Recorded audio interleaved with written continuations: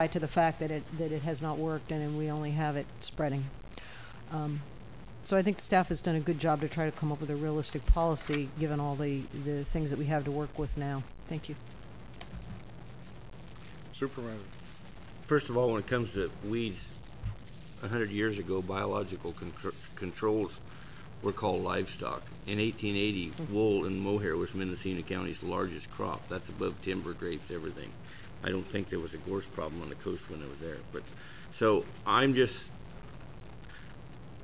people on their private land can put all the sprays and herbicides they want down. We don't really have control of that. You can go to the local stores and you see the stores sell it by the pallet loads of it, and that's fine.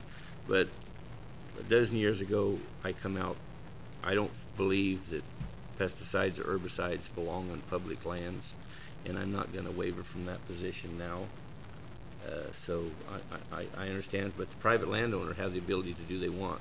But when it comes to using it on public lands and county lands, I'm not going to waver from our policy. You know, we convinced about 10 years ago for Caltrans to quit spraying on the medium highways, and I just think it's a step backwards to come off from that position. So, you know, I've never been a fan of pesticides and herbicides. Their job is to kill, and how can something that's job is to kill say that it won't hurt you? You know, I have a neighbor up there that sprayed in my country, that sprayed star thistle to get rid of star thistle. Well, it got rid of star thistle for about 2 years, but after the first year, there were several cows died too from it. Now these are 1,200-pound animals that died from it. So how's that going to affect a human or a baby or something? I'm just not a fan of herbicides.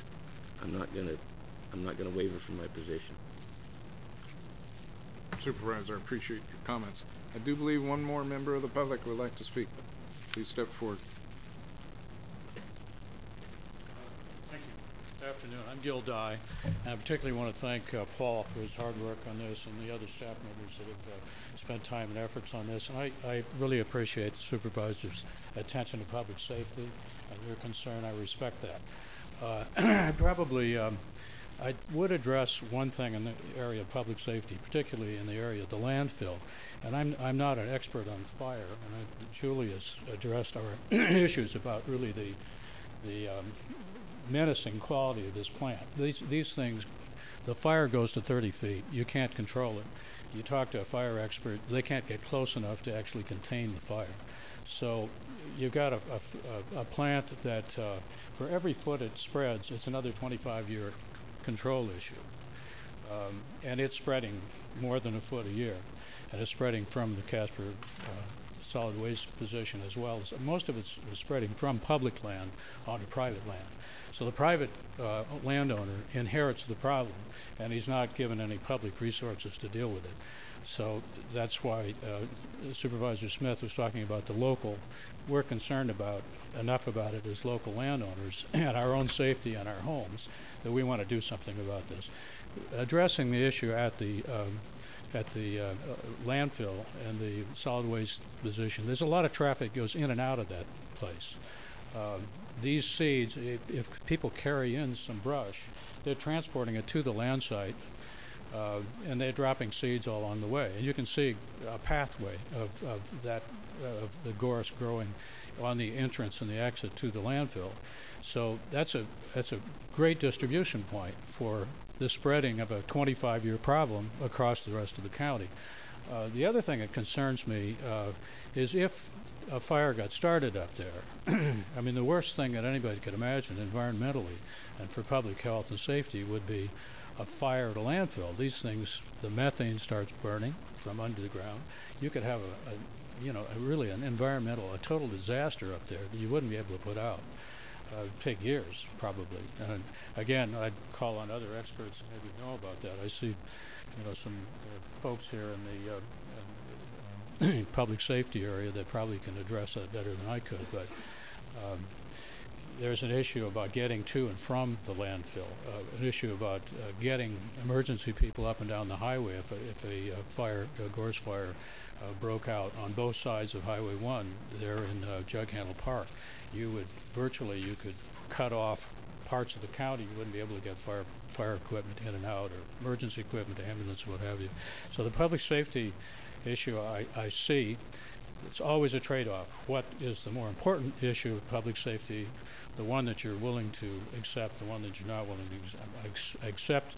Your viewpoint, I think you're absolutely right to look out for public safety, but I think there's some overriding things here that supervisor might want to consider. I don't think anybody here wants to be on watch if a disaster like this occurred on the coast. It would set our economy back. It would set our ecology back. We're known as an ecological county.